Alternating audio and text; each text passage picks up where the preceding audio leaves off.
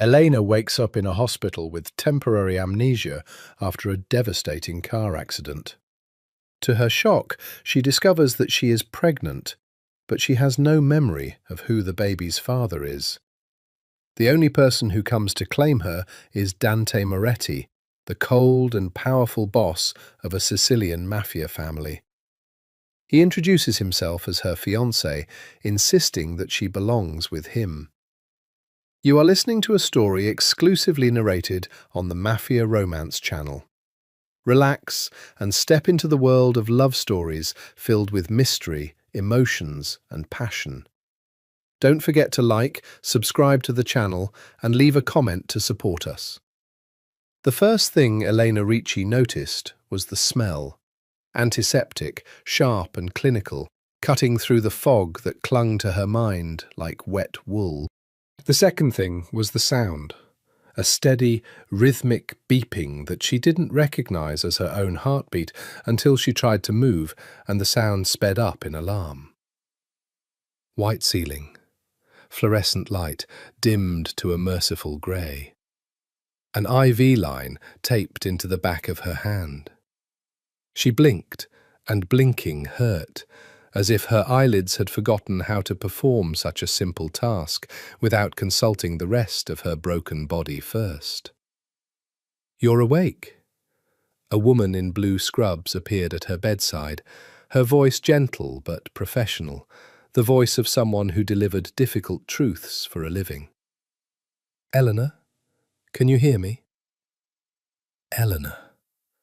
The name landed strangely, like a word in a language she'd only half learned. She tested it silently. Eleanor, Eleanor, Eleanor, and found no memory attached to it. No childhood echo of someone calling her in for dinner, no lover whispering it into a pillow. Just a sound, just letters. Where? Her throat was sandpaper. Where am I? St. Agnes Medical Centre. You were in a car accident 4 days ago. The nurse checked something on a monitor, not quite meeting her eyes, which made the unease in Eleanor's chest sharpen into something colder. You've been unconscious. There was some swelling on your brain, but the scans are clean now. Do you know what year it is? Eleanor opened her mouth to answer and found the number gone, slipped through her fingers like water. She knew abstractly that years existed, that time moved forward in a line, but which one she currently stood on eluded her completely. I don't... Panic began to claw up her throat. I don't know. I don't know what year it is. I don't know my last name. I don't know anything. That's all right. That's expected given the trauma. It's called retrograde amnesia. It's often temporary. The nurse's hand found her shoulder, warm and steadying. Your memories should return in pieces, over time. Try not to force it. Just breathe.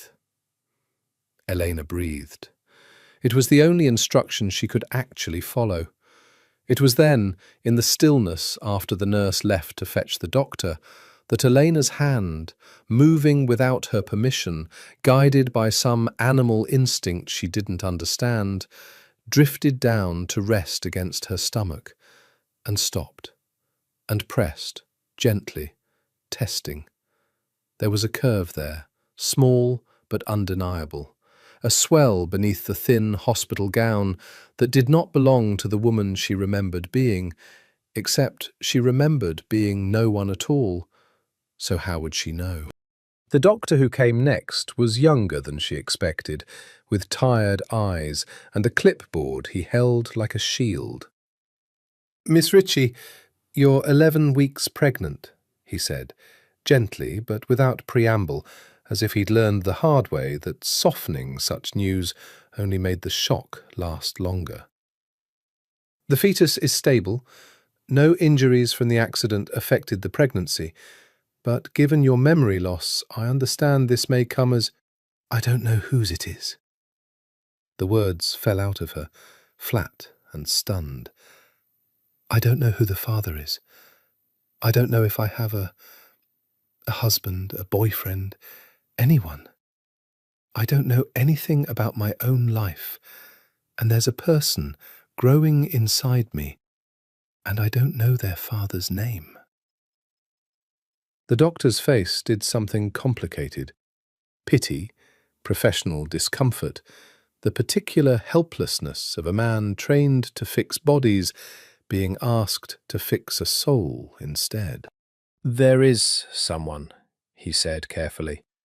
"A man has been coming to the hospital every day since the accident. Security had to remove him twice from the ICU before you were stable enough for visitors. He says he's your fiancé." Something in Elena's chest went very still, the way the air stills before a storm breaks. "What's his name?" "Dante Moretti." The name meant nothing to her, and everything, somehow, in the way it seemed to vibrate faintly in the empty rooms of her mind, like a bell rung in a house she couldn't remember living in. "Is he here now?" The doctor's expression shifted again, something wary this time, something that made Elena, despite knowing nothing else about her life, understand instinctively that whoever Dante Moretti was, he was not an ordinary man. "He's in the waiting room. He's been there for 6 hours. The doctor hesitated. "Miss Ritchie, I have to ask you directly. Do you want to see him? You're not obligated to. Given the memory loss, we can restrict visitors if—" "No." The word came out before she'd decided to say it, propelled by something underneath conscious thought. Curiosity, perhaps, or the desperate hunger of a woman drowning in blankness who would grasp at any hand offered to her, even a stranger's, even a dangerous stranger's. "I want to see him. I want to know who he is. I want to know who I am." The doctor nodded slowly, made a note, and left her alone with the beeping machines and the small, secret weight low in her belly. The only proof she had that somewhere, in the erased country of her own life, she had loved someone. Or been used by someone. She had no way yet to know which. 10 minutes later, the door opened and the air in the room changed. He filled the doorway before he even stepped through it. Tall, broad through the shoulders, dressed in a black suit so precisely tailored it looked less like clothing and more like armour. His hair was dark, cropped close at the sides, and his jaw carried 2 days of stubble that did nothing to soften the sharp architecture of his face. But it was his eyes that stopped her breath. Grey, almost silver, and utterly, devastatingly still. The eyes of a man who had trained himself long ago never to let anyone see what moved beneath the surface. He stopped 3 feet from the bed, as if some invisible line prevented him from crossing further, and Elena watched something flicker behind that stillness. Relief, maybe, or grief, or both, wrestled down almost before it surfaced. Elena. Her name in his mouth sounded different than in the nurse's. Heavier, older, like he'd said it 10,000 times before in 10,000 different rooms. "You're awake." "You're Dante." Her voice came out smaller than she wanted. "They said you're my fiancé." Something crossed his face. She would learn, much later, that it was the particular pain of a man being asked to confirm a lie he'd told out of desperation, watching it become truth in real time, whether he wanted it to or not. But in that moment, she only saw his jaw tighten, his hands curl faintly at his sides. "Yes," he said. 4 months. I proposed in April." "I don't remember it." The confession cost her something to say, some pride she didn't know she had until it bent. I don't remember you at all. I don't remember anything before I woke up here. He was quiet for a long moment, studying her the way a man might study a painting he owned that had been badly damaged in a fire, assessing what remained, what could be restored, what was lost for good. Then he pulled the single chair in the room close to her bed and sat, close enough that she could smell him, cedar and something darker underneath, like the inside of an old library, like money that had aged into power. Then I'll tell you what you need to know, he said. You're Elena Ricci, 26. You worked as an architect before the accident. You designed the renovation on the De Silva building downtown, if that means anything to you. It didn't. She shook her head, and something tightened around his eyes. We met a year and a half ago. I asked you to marry me in April. You said yes. A pause. You're carrying my child. Elena's hand moved instinctively back to her stomach, as if to shield it, or perhaps to confirm the truth of what he'd just said against the only physical evidence she had. Prove it, she said, before she could stop herself. I'm sorry, I don't mean to be cruel, I woke up in a hospital not knowing my own name, and a man I've never seen tells me I'm engaged to him and pregnant with his child, and I have absolutely no way to know if any of it is true. You could be anyone. You could be lying. For the first time, something like the ghost of a smile touched the corner of his mouth, not warm exactly, but appreciative, the way a man might admire an opponent's unexpected move on a chessboard. Smart, he said quietly. You were always smart. It's one of the things that made me... He stopped himself, recalibrated. He reached into his jacket and produced his phone, scrolling, then turned the screen toward her. A photograph. Elena, in a green dress, laughing at something off camera, her hand resting on the forearm of the very man now sitting beside her hospital bed, his own expression, she noted with a strange jolt, softer in the photo than it had been at any point since he'd entered the room. Behind them, floor-to-ceiling windows framed a city skyline at night. There are hundreds more, he said. Videos. A ring, if you want to see it. It's in my safe. I didn't want it stolen while you were unconscious. Witnesses. My staff.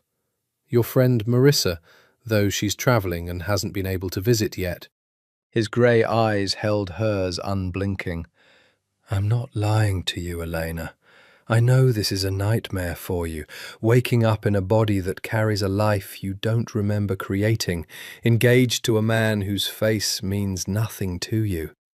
But I promise you, every word I've said is true. It wasn't every word, not even close, but Elena, drowning in the blank white nothing of her own erased history, had no way to know that yet, and Dante Moretti, cold, calculating, a man who had buried 3 men with his own hands and never lost a night's sleep over it, found that for the first time in longer than he could remember, lying to someone felt less like a strategy and more like something being carved slowly out of his chest. Okay, Elena said finally, exhaustion pulling at her voice. Okay. I believe you. She didn't see the flicker of something like shame cross his face before he mastered it. She only felt his hand, warm and careful, cover hers where it rested against the blanket. And despite knowing nothing about him, despite every rational instinct that should have recoiled from a stranger's touch, some deeper current in her responded to it, like a plant turning toward light it had forgotten the name of, but remembered somehow to need. Dante's penthouse occupied the top 3 floors of a glass tower overlooking the harbour, and when the private elevator opened directly into the foyer, Elena understood immediately that whatever life she'd forgotten, it had not been a small one. Marble floors, veined in grey and gold, stretched toward a living room with windows that turned the entire western wall into a single sheet of glass. The city sprawled beneath like a field of scattered light. A woman in her 50s, introduced simply as Carmela, the housekeeper, hovered nearby with the particular anxiety of someone unused to seeing her employer look uncertain about anything. "Your room is this way," Dante said, gesturing down a hallway with more restraint than Elena expected from a man who apparently owned all of this. "I've had Carmela move some of your things in from the room you'd been using before the accident. If anything feels wrong, we can change it." "Before the accident, I had a different room?" Elena asked, following him, cataloguing details with the desperate attention of someone trying to reconstruct a self from scattered artifacts. We didn't share a room?" Something crossed his jaw. "We were taking things slowly," he said, which felt, even to Elena's memoryless ear, like a door closing rather than opening. "You wanted your own space. I respected that." The room he led her to was beautiful. Soft cream walls, a bed dressed in linen the colour of morning fog, a small writing desk by the window stacked with sketchbooks that, when she opened one with trembling fingers, revealed page after page of architectural drawings in her own handwriting. Bridges, facades, a church renovation with delicate notes in the margins about light and shadow. "This is mine," she whispered, running her thumb over the ink. "I made these." "You're brilliant," Dante said, and for the first time his voice lost some of its careful control.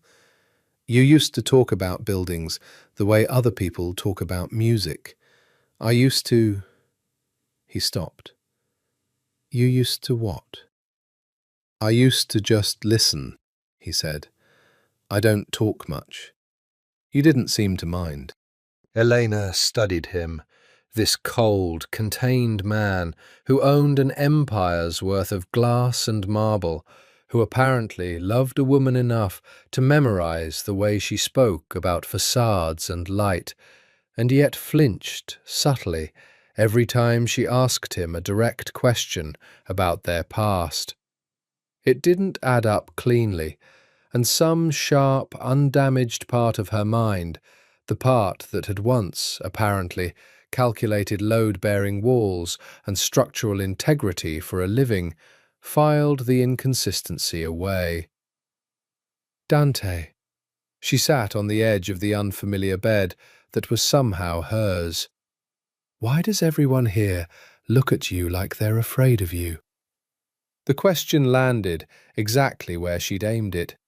She watched him consider several answers before settling, apparently, on the truth, or something close to it. "Because I run a family business," he said. "A large one. Real estate, shipping, imports. It's made me powerful, and powerful men make people nervous, especially the ones who work for them."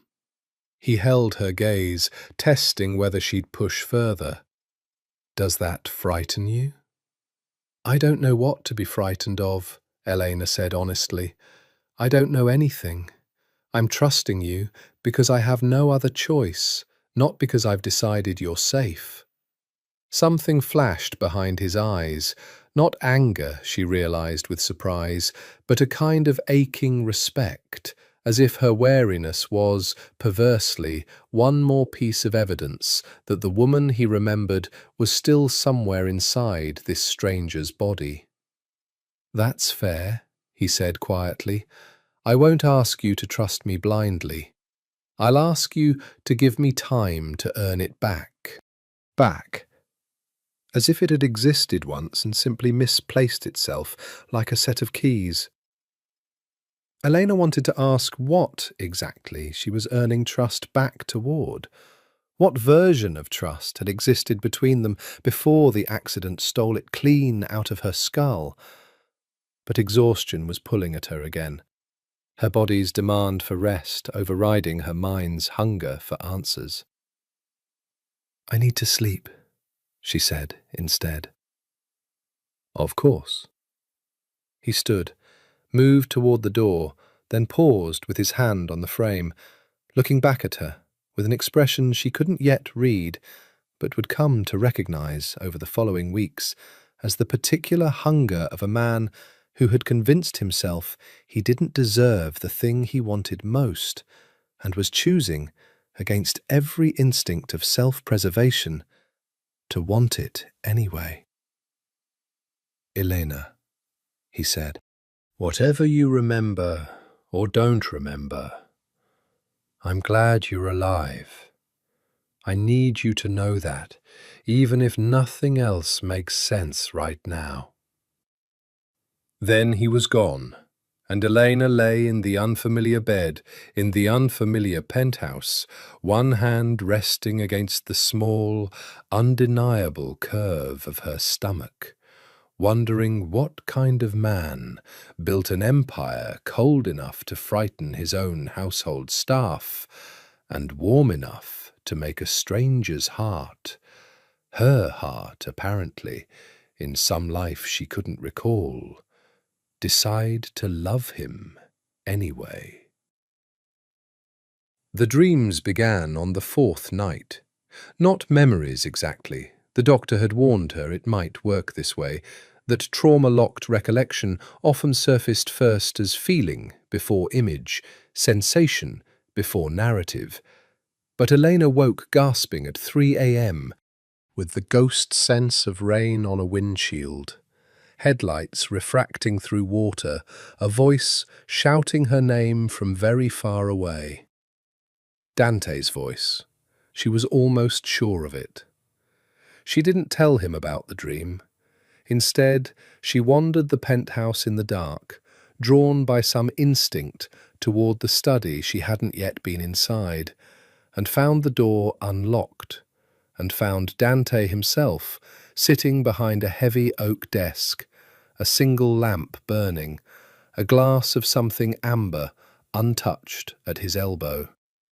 He looked up sharply when she entered, and for one unguarded second, before he could arrange his face into its usual stillness, she saw something raw and exhausted there, the face of a man who hadn't slept properly since the crash, who carried some weight she couldn't name. "Couldn't sleep," she said, by way of explanation, wrapping her robe tighter. "Neither could I." He gestured at the chair across from him, and she took it, curious despite herself about this room. Bookshelves lined with what looked like ledgers rather than novels, a wall safe half hidden behind a painting of the Sicilian coastline, a framed photograph of an older man with Dante's same grey eyes standing beside a much younger Dante on what looked like a vineyard. "Your father?" she asked, nodding at the photo. "My father. He died 6 years ago." Dante's voice went carefully flat, in the way she was learning meant the subject cost him something. "He built the family business. I inherited it younger than I should have." "What was he like?" "Ruthless." A pause. "And loving, in his way." "Both things can be true of the same man. You'll find that out about most of the men in my world, if you stay in it long enough." If you stay in it. The phrase snagged in her mind. Do I have a choice? Staying in it, I mean. Dante set down his pen. For a long moment he simply looked at her, and she had the strange sensation of being weighed on some invisible scale, of watching a man decide in real time how much honesty he could afford to spend. "You always had a choice," he said finally. "You still do. I would never force you to stay somewhere you didn't want to be, Elena. Not even here. Not even with me." That's a strange thing for a fiancé to say. Maybe. His jaw tightened. But it's true. She studied his hands, resting flat on the desk. Strong hands, a faded white scar crossing two knuckles. No wedding ring, but a single black signet ring on his right hand, bearing a crest she didn't recognize. 3 interlocking shapes she couldn't quite make out in the low light. "Tell me about the night of the accident," she said. The shift in him was subtle but unmistakable. A stillness that went 1 degree colder, a stillness that, if she'd had any memory of danger to draw on, she might have recognized as the specific quiet of a predator deciding whether to strike or retreat. "You were driving back from a dinner," he said carefully. "A business dinner. The roads were wet. Another car ran a light and hit you broadside. That's all the police report says." "Was I alone?" "You were alone in the car, yes." Something in the precision of his phrasing, "alone in the car," snagged against Elena's instincts like fabric catching on a nail, though she couldn't yet articulate why. She filed it away, the way she was learning to file away all the small inconsistencies gathering at the edges of Dante Moretti's careful narrative. "I dreamed about rain tonight," she said instead, watching his face. "And your voice, shouting my name." Something flickered, grief, guilt, she couldn't tell which, before he mastered it back into stillness. "I was there, at the hospital within the hour. Someone must have called me the moment it happened." "Who called you?" "Elena." His voice had gone rough at the edges, unravelling slightly from its usual composure. "It's late. You should rest. The doctor said pushing the memories too hard can be counterproductive." It was, she would realise much later, the first time he'd used her medical condition as a shield rather than a genuine concern. And she let it work that night, because she was tired, and because some fragile new trust was beginning to root itself in her despite every rational reason for caution, and because the way he looked at her across that lamplit desk, grey eyes dark with something that looked almost like love and almost like guilt in equal terrible measure, made her want desperately to believe every word he told her. She didn't yet know that wanting to believe a lie is the most dangerous weakness a heart can have. 2 weeks after she woke, Dante took her to Onyx. It was, he explained on the drive over, a nightclub the family owned, one of several legitimate businesses that operated as both genuine revenue and something else, something he described only as a place where certain conversations happen more comfortably than in an office. Elena, dressed in a black gown Carmela had produced from her own former wardrobe, felt the strange vertigo of stepping into a life that fit her body perfectly and her memory not at all. The club itself was a cathedral of dark glamour, black marble, gold filigree, a live jazz trio on a raised stage, waitstaff moving through crowds of the wealthy and the watchful with practiced silence. Every head turned as Dante led her through the room, his hand at the small of her back, and Elena understood, viscerally, for the first time, the full weight of what it meant to be Dante Moretti's woman. Deference rippled ahead of them like a tide pulling back before a wave. They'd barely reached the private booth reserved for them when a woman intercepted their path. Stunning, dark-haired, wearing red silk that clung like water, her smile aimed at Dante with the particular confidence of someone who considered herself owed something. "Dante," her voice was honeyed, intimate. "I heard about the accident. I've been so worried." Her eyes flicked to Elena with a thin, assessing smile. "And this must be Elena. Still don't remember any of us, darling?" "This is Vittoria," Dante said, his voice gone flat and cool in a way Elena was learning to recognize as deliberate distance. "An old family friend." "Old friend undersells it," Vittoria said, laughing lightly, resting a manicured hand on Dante's forearm a beat too long. "We were nearly engaged ourselves once, before you swept in." This last aimed directly at Elena, sweetly poisoned. Something hot and unfamiliar flared in Elena's chest. She didn't have the memory to know if it was jealousy exactly, but it was something, sharp and territorial, entirely disproportionate to a woman she'd met 30 seconds ago, touching a man whose ring she didn't even wear. She watched Dante's hand move, unhurried but absolute, lifting Vittoria's fingers off his arm and setting them back at her own side. "That was a long time ago, and it was never what you're implying," Dante said, quiet and final. "Elena is my fiancé. She's carrying my child. I'd appreciate you remembering both facts." Vittoria's smile thinned but held. "Of course. Congratulations." She melted back into the crowd, but not before her eyes cut once more to Elena. Not jealous exactly, Elena would realize later, replaying the moment. Calculating. As if reassessing an obstacle rather than mourning a loss. "Are you all right?" Dante asked, once they were seated, his grey eyes searching her face with an intensity that made her pulse stutter. "I don't like her," Elena said, surprising herself with the bluntness of it. Something almost like amusement warmed his mouth. "Good instincts. You never liked her much either, even before."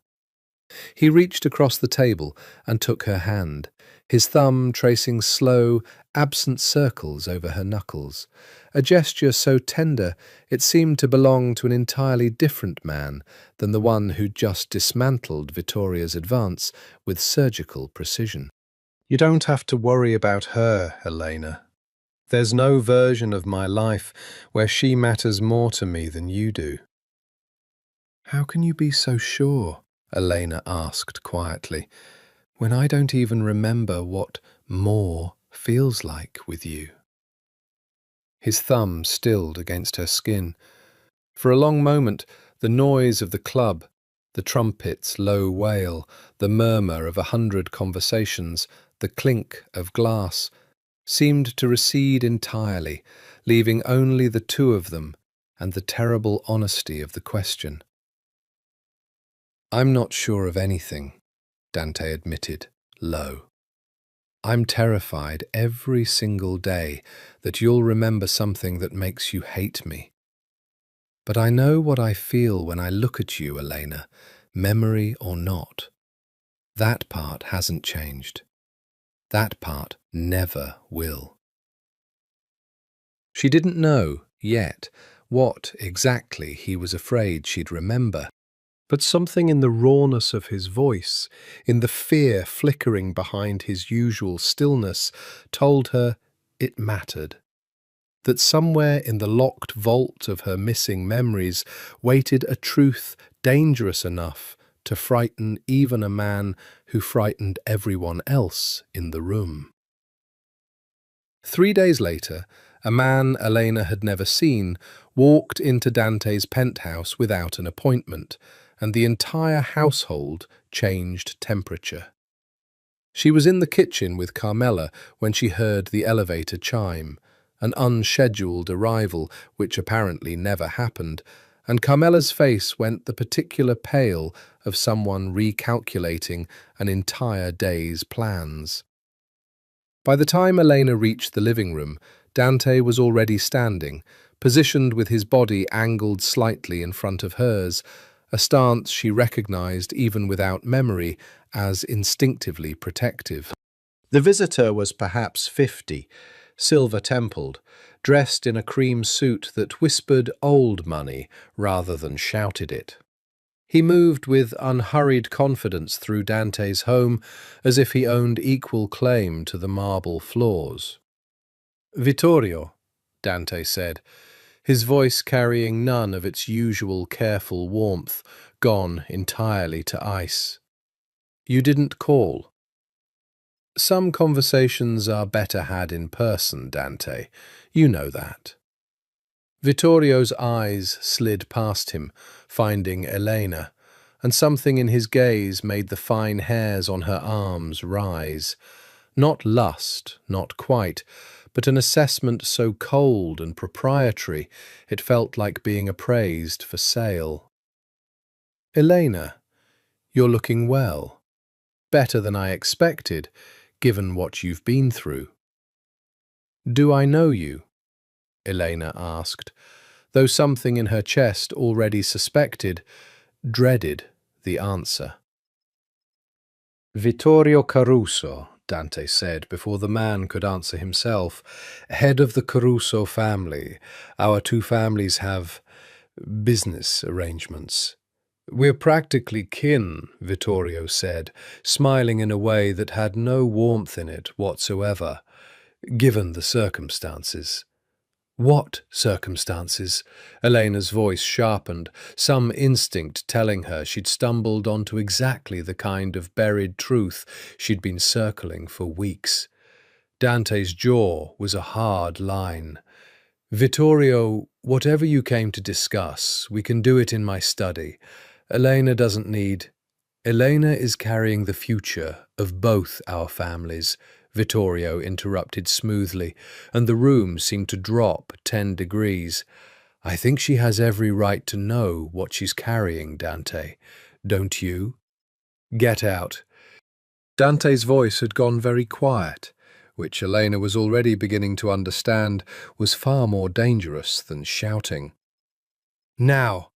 Vittorio held up both hands in mock surrender, though his smile never faltered. "I'll go. But the negotiation clock is still running, Dante. The Ricci-Caruso alliance isn't going to wait forever for your amnesiac bride to remember her role in it." His eyes cut to Elena one last time, almost gentle, almost cruel. "Ask him about the night of your accident, cara. Ask him whose party you were really leaving when you got in that car."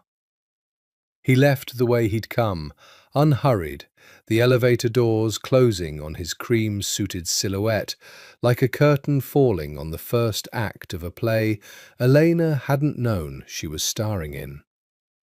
The silence after he left stretched unbearably. Elena turned to Dante, her whole body trembling with something between fury and terror. "What did he mean?" her voice cracked. "Ricci-Caruso alliance. What alliance? Why did he say, 'I have a role in it'? Dante, tell me the truth, right now." Dante's composure, so carefully maintained through weeks of careful half-truths, finally began to crack at the seams. She watched it happen, watched the cold, contained Mafia king dissolve, for one unguarded moment, into something that looked almost like a man drowning. "Elena, tell me." "Not like this." His voice broke on the words, raw in a way she'd never heard from him. "Not with him having just poisoned the room. Please, Give me until tonight. I'll tell you everything, I swear it, but I need you to hear it from me, not fed to you in pieces by a man who wants to use you against me. Use me how? Her hands had drifted unconsciously to her stomach, as if some animal part of her already understood, even without the memory to confirm it, that the answer involved the child she carried. Dante, am I in danger? The look on his face, fierce, tormented, utterly without its usual armour, answered the question before his words did. Not while I'm breathing, he said. I promise you that much, whatever else I've failed to tell you. No one touches you, no one touches our child. I would burn every family in this city to the ground before I let that happen. It should have frightened her. Some rational corner of her mind understood that a man who spoke so easily of burning families to the ground was not a safe harbour to shelter in. But standing there in the wreckage of Vittorio's visit, watching Dante Moretti's carefully constructed mask crack open to reveal the raw, desperate devotion underneath, Elena felt something in her own chest answer his ferocity with a matching, terrifying certainty. Whatever truth waited for her that night, she already knew, somehow, that she wasn't going to run from this man. She was going to fall the rest of the way, in love with him first. He told her that night, in the study, with the lamp burning low and 2 untouched glasses of wine sweating rings onto the desk between them.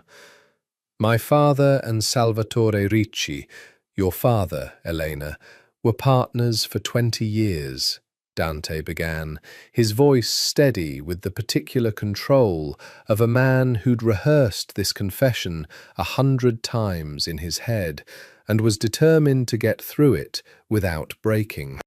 Real estate, shipping. Half of what I inherited exists because of that partnership. But 6 years ago, when my father died and I took over, the Caruso family, Vittorio's family, tried to move in on our territory. It nearly started a war that would have destroyed 3 families and half the port district with it. I don't understand what this has to do with me, Elena said, though the cold dread pooling in her stomach suggested she was beginning to. Your father proposed a solution, Dante continued, an alliance between the Ricci and Moretti families, sealed by marriage, would give us the combined strength to push Caruso back without bloodshed. You were 24. I was 30. Neither of us had asked for it, but neither of us fought it either. It made sense, strategically, and He hesitated. I'd met you twice at your father's dinners. I already found you extraordinary before there was ever a contract involved. A contract? Elena's voice had gone very quiet. You're telling me our engagement was arranged? Business? It started that way, Dante admitted, and the honesty of it seemed to cost him physically, his hands flexing against the desk. But, Elena, it stopped being business for me within months. I fell in love with you, for real. I know that sounds like exactly the thing a man in my position would say to make a lie easier to swallow, but I swear to you, on my father's grave, it's the truth. And the pregnancy? Her hand had found her stomach again, protective, frightened. Was that arranged too? Something in his face went to war with itself before he answered. The Caruso family found out about our engagement and tried to counter it. Vittorio offered his own daughter to my cousin, tried to fracture the alliance from the inside. Your father insisted a pregnancy would make the union unbreakable. undeniable proof in the eyes of every family in the underworld that the Ricci and Moretti bloodlines were now one. He met her eyes, and the shame in them was raw, unguarded. "I want you to understand. I never touched you because of a contract, Elena. I wanted you. I would have wanted you if there'd been no alliance on earth. But I won't pretend the timing was entirely innocent either. Your father pushed for it. I didn't fight him, because by then I would have done almost anything to make sure you stayed mine." The word mine landed strangely. Possessive, ancient, the kind of claim men made in stories about kings and their queens, rather than modern penthouses and modern women. And yet some traitorous, memoryless part of Elena's heart didn't recoil from it. It ached instead with something like recognition. "The accident," she said. "Tell me about the accident. All of it. No more editing." Dante's jaw tightened. "You were leaving a dinner at the Caruso estate, a negotiation dinner, final terms for the alliance, formalizing everything before the wedding. Vittorio's men followed your car afterward. The police report calls it a random collision. It wasn't random, Elena. I believe Vittorio orchestrated it, a warning, or worse, an attempt to eliminate the alliance's guarantee before it could be finalized." His voice had gone rough, furious, grief-stricken all at once. "I nearly lost you both. The baby. You. I sat in that hospital hallway for 6 hours not knowing if you'd wake up. And when the doctors told me you might not remember anything, might not remember me, I made a choice, Eleanor.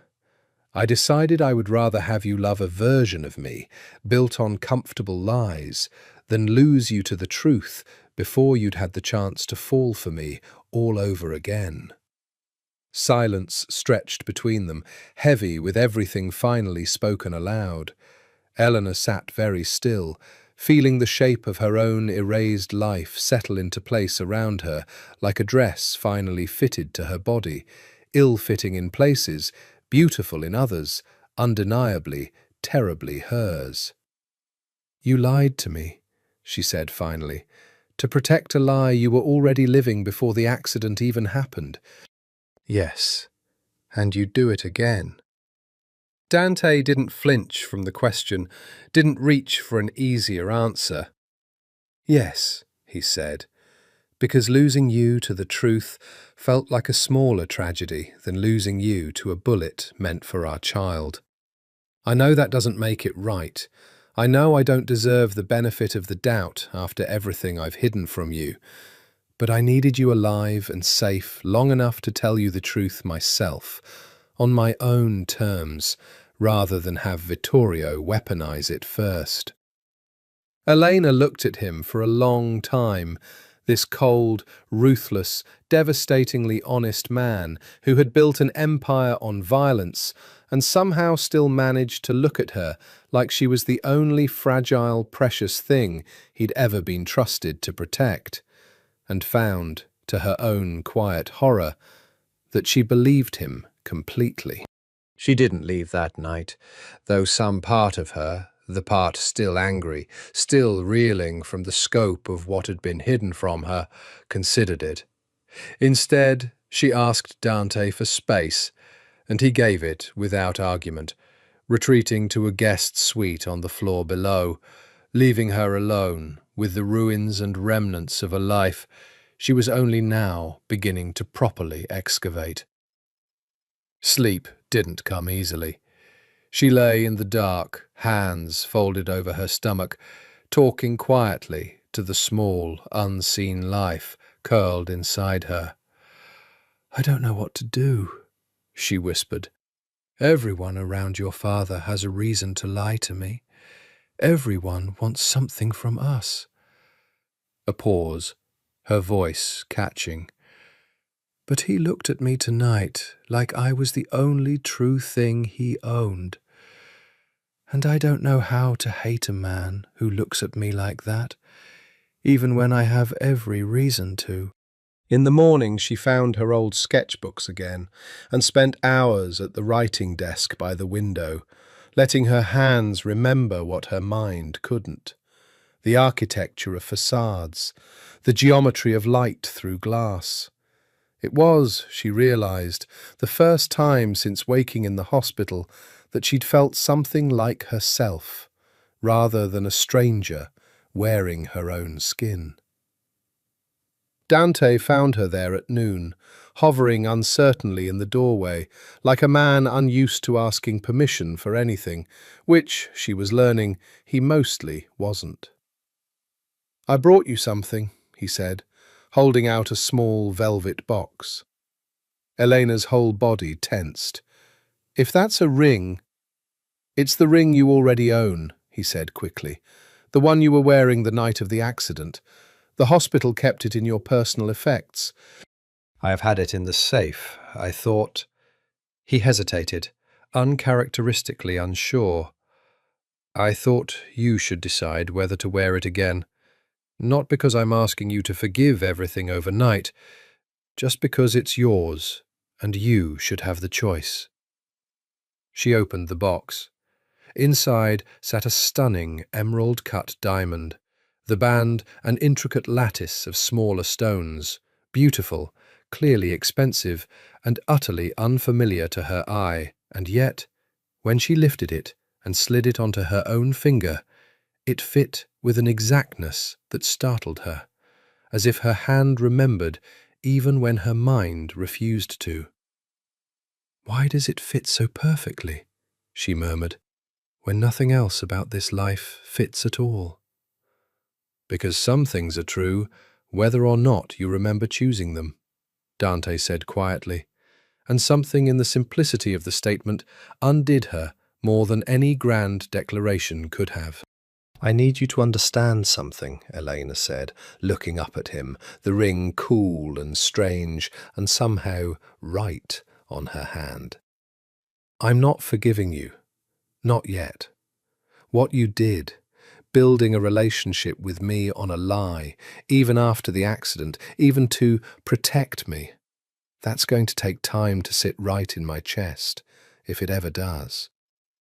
But I also can't pretend I don't feel something for you. Something that isn't memory, isn't contract, isn't obligation. Something that feels like it belongs entirely to this version of me, the one who woke up in that hospital with nothing but instinct to guide her." She took a breath. "So here's what I need. No more edited truths. No more protecting me from things I have a right to know, even if the truth is ugly, even if it implicates you. Can you do that?" Dante crossed the room and knelt, unexpectedly, in front of her chair, taking her hand, the one wearing the ring, in both of his grey eyes burning with an intensity that made her breath catch. "I can do that," he said. "I should have done it from the beginning.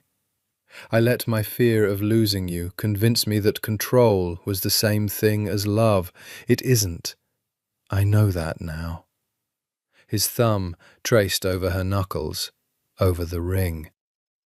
"Whatever you decide about us, whether you stay because you love the man I am now, or leave because you can't forgive the man who lied to protect you, I will tell you every truth you ask for from this moment forward. That's my promise to you, Elena. Not as your fiancé, as the father of your child, and as a man who has never wanted anything the way he wants your trust." Elena studied his face, searching, she realized, not for deception this time, but for the courage to believe that a man capable of such ruthlessness in his business could also be capable of this kind of raw, unguarded devotion in his heart. "Okay," she said softly. "Then tell me what Vittorio Caruso actually wants. Not the version that keeps me comfortable, the real one." Something in Dante's face tightened, dread perhaps at what honesty would cost him now that he'd promised to give it freely, but he nodded and began, finally, to tell her everything. "Vittorio doesn't want an alliance," Dante said, settling into the chair across from her, his voice low and measured in the particular way of a man forcing himself to stay calm while discussing something that enraged him. "He wants control. His family has always resented that the Ricci and Moretti dynasties controlled the Port District, while Caruso interests were relegated to the periphery.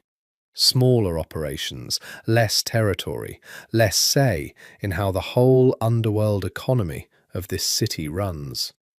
When your father proposed the alliance between our families, Vittorio saw an opportunity." "What kind of opportunity?" "He offered his own son, Matteo, as an alternative match for you," Dante said.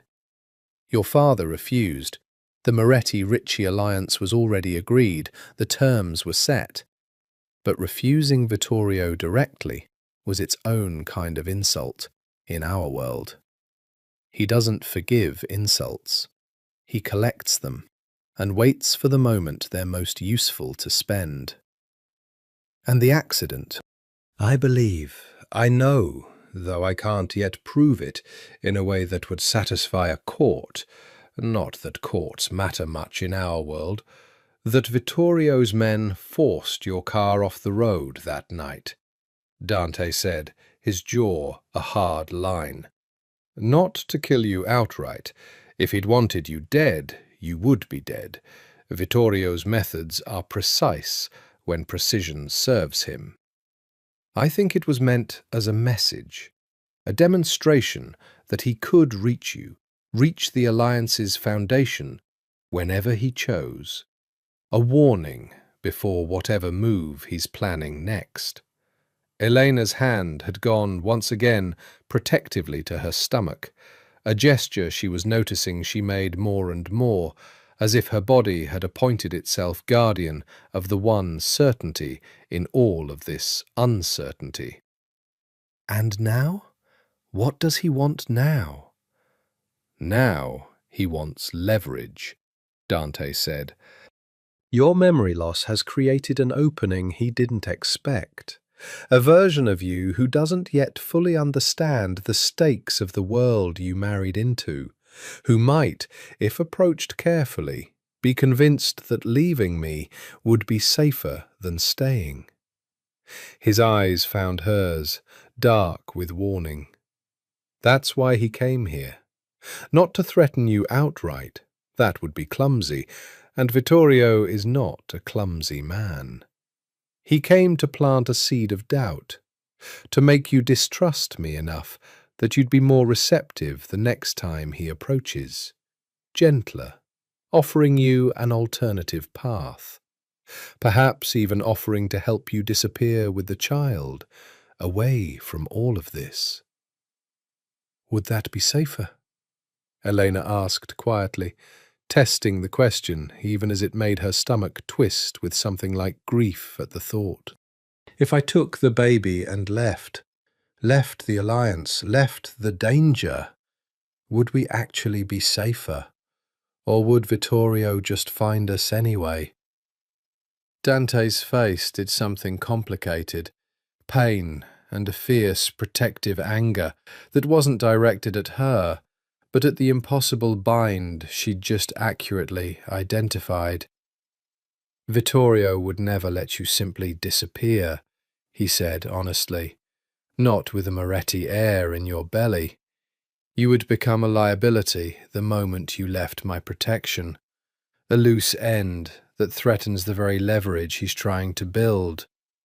The truth, Eleanor, as much as it costs me to admit it, is that the safest place for you and our child right now is here, beside me, where I have the resources and the men to protect you both. I know that sounds like exactly what a controlling man would say to keep you close, but it also happens to be true." Elena absorbed this in silence, feeling the walls of her new life close in around her. Not the walls of a prison, exactly, but the walls of a fortress she hadn't chosen to be born into, built by men fighting for power she'd never asked to be a pawn in. "There has to be another way," she said finally. "Some way out of this that doesn't involve me being a hostage to either family's ambitions." "There might be," Dante said slowly, something calculating entering his gaze. The mind of the man who ran an empire finally engaging with the problem rather than merely protecting her from its weight. "If I could prove definitively that Vittorio orchestrated the accident, evidence solid enough to bring before the other families, the ones who still hold sway over how disputes like this are settled, I could break his standing entirely. Strip him of the leverage he's trying to build before he can use it. It would mean war in the short term, but it would also mean, eventually, peace on our terms rather than his.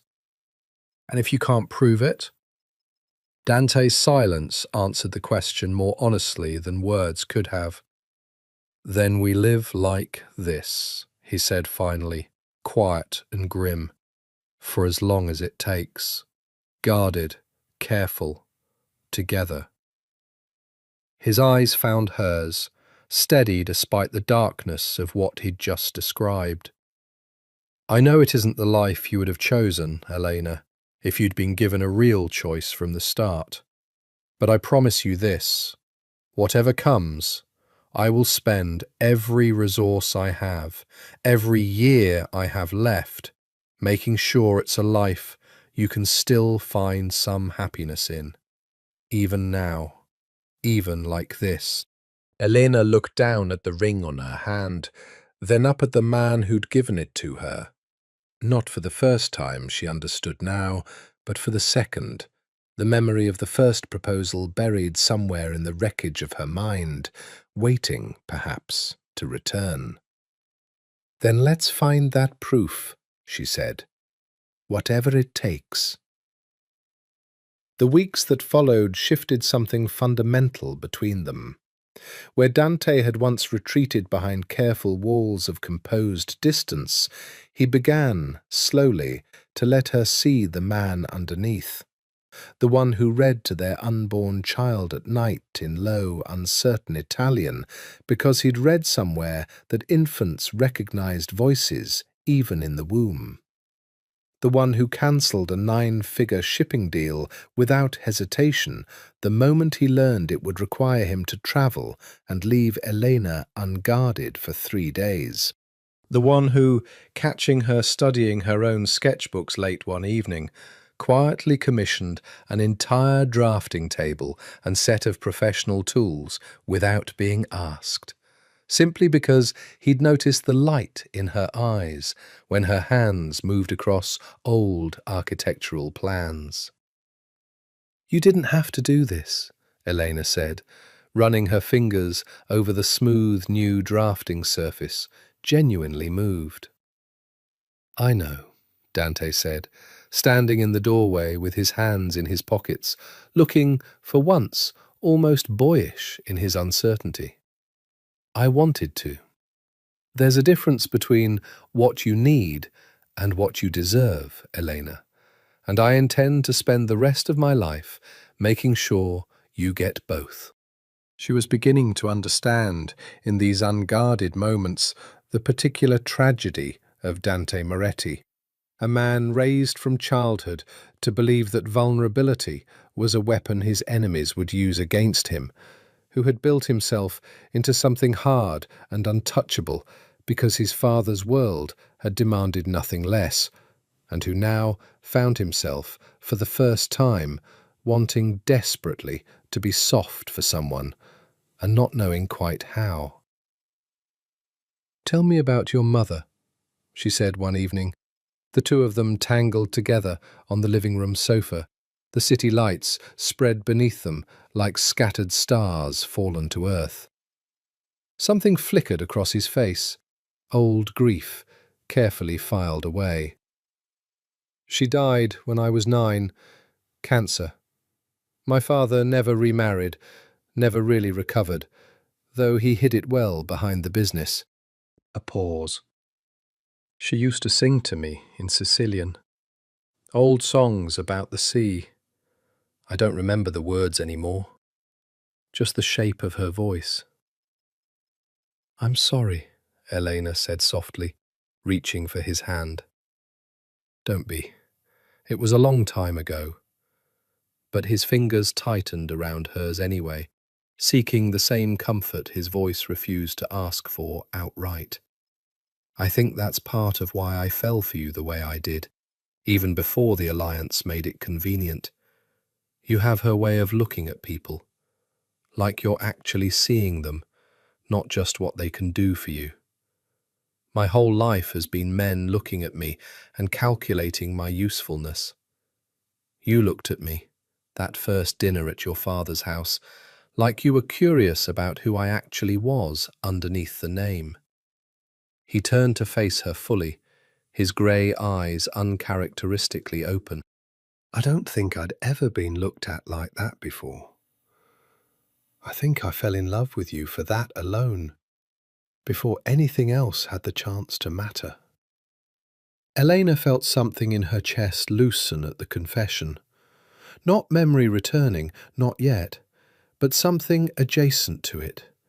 A recognition of character, if not of specific moments.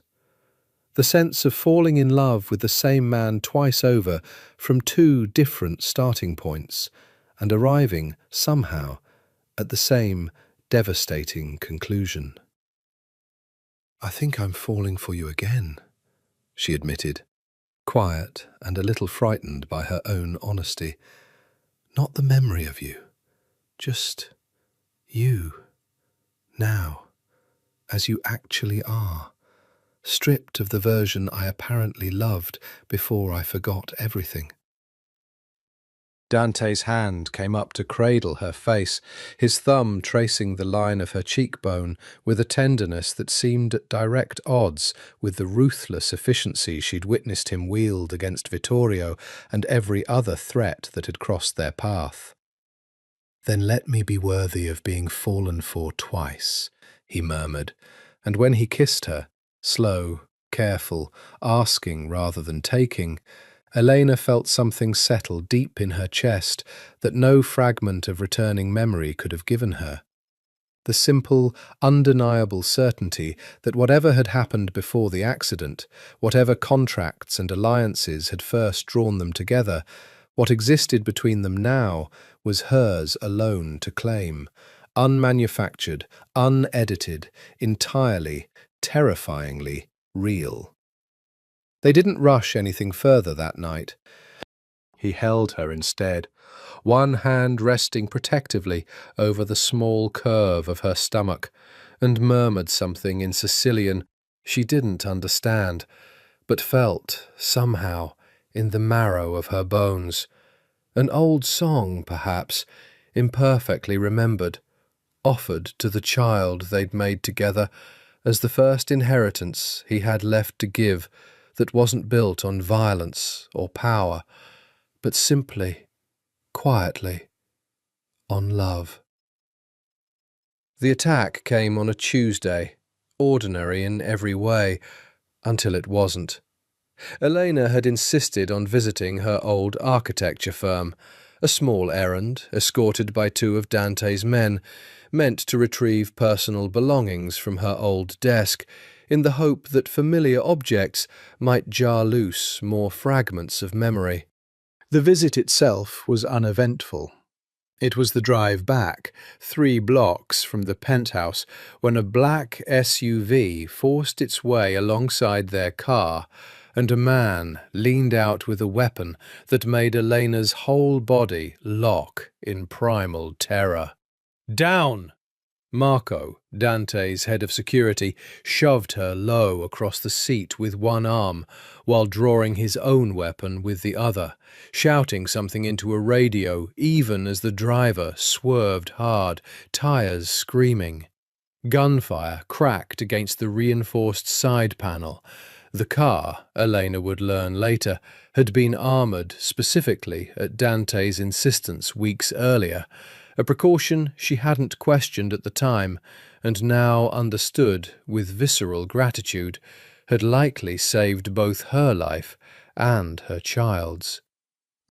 The driver executed a series of violent manoeuvres, cutting through traffic, running 2 red lights, until the pursuing SUV finally peeled away, unwilling to press the attempt further in broad daylight, with witnesses multiplying by the second.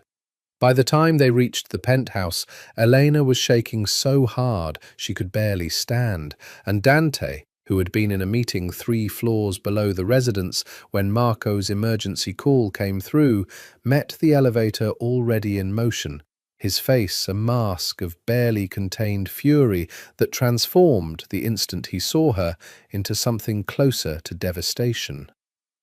"Elena." He crossed the space between them in 3 strides and pulled her into his arms, and she felt, for the first time, his hands actually trembling against her back. "Are you hurt?"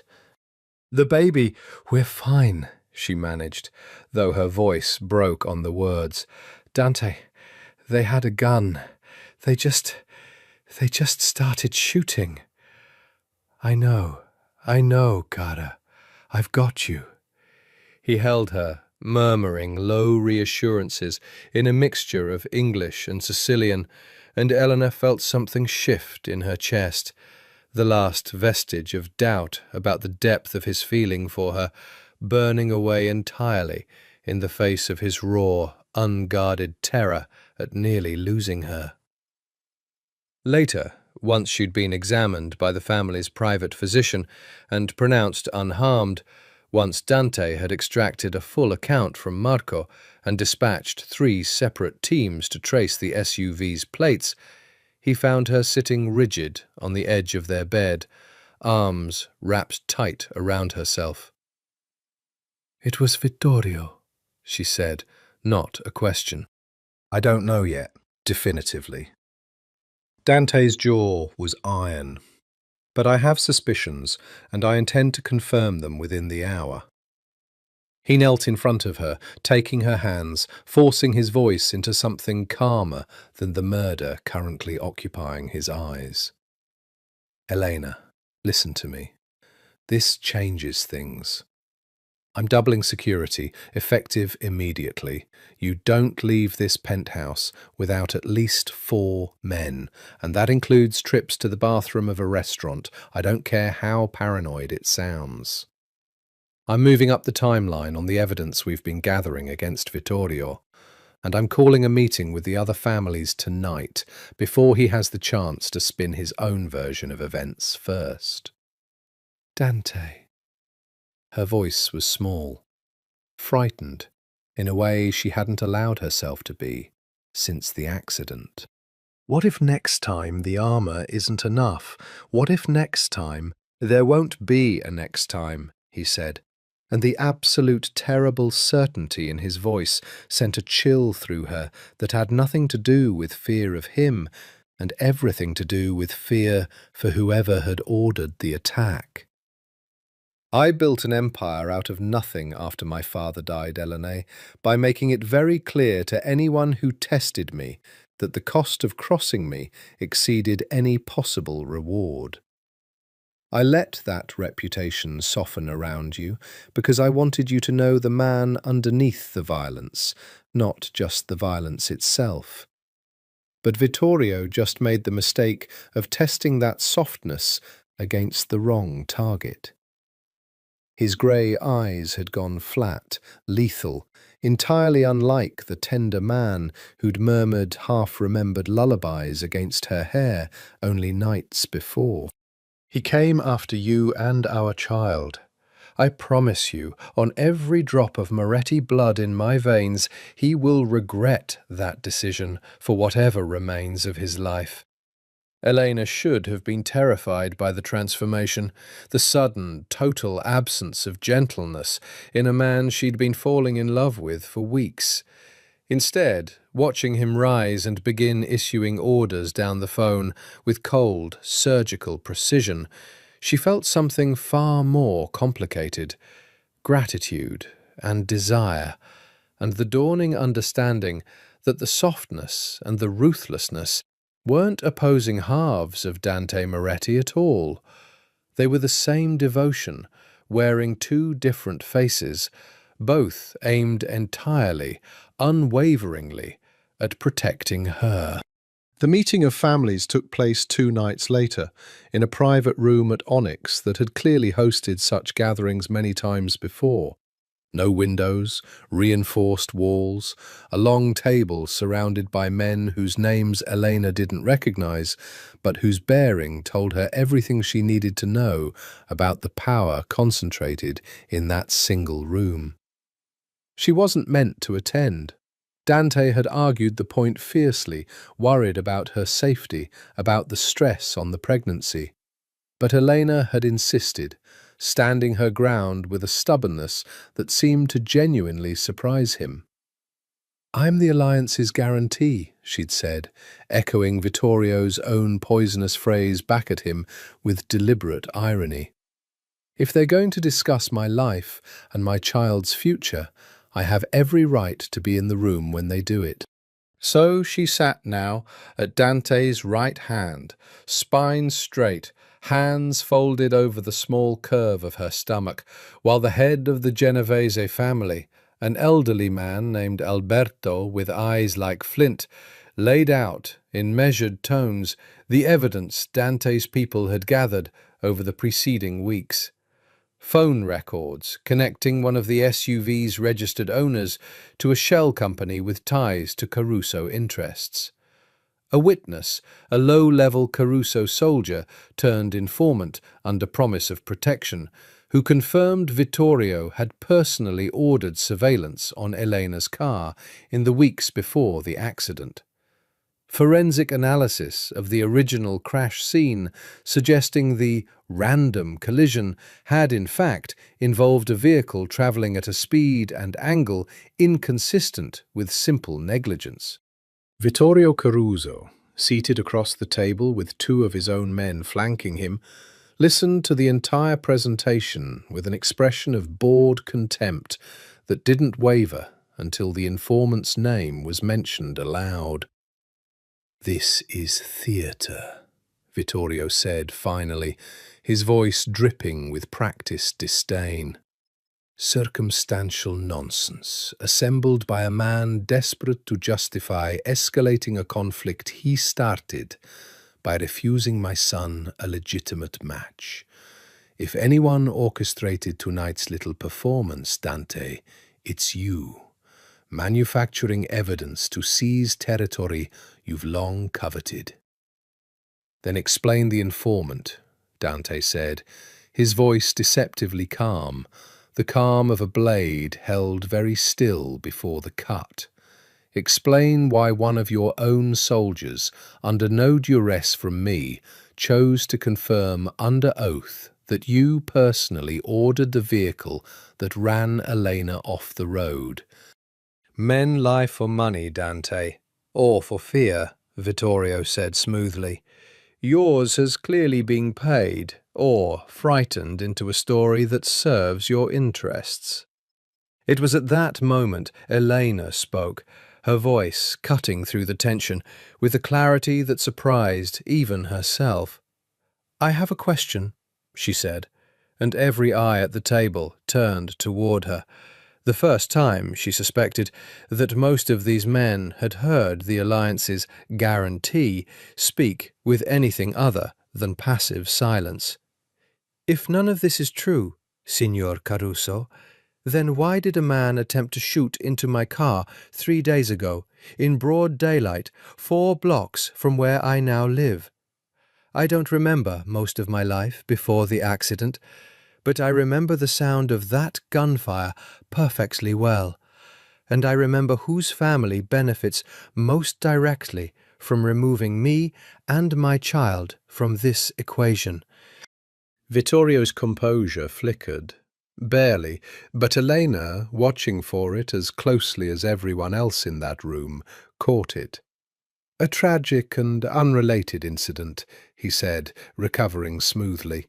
The city is full of violence that has nothing to do with our family's business.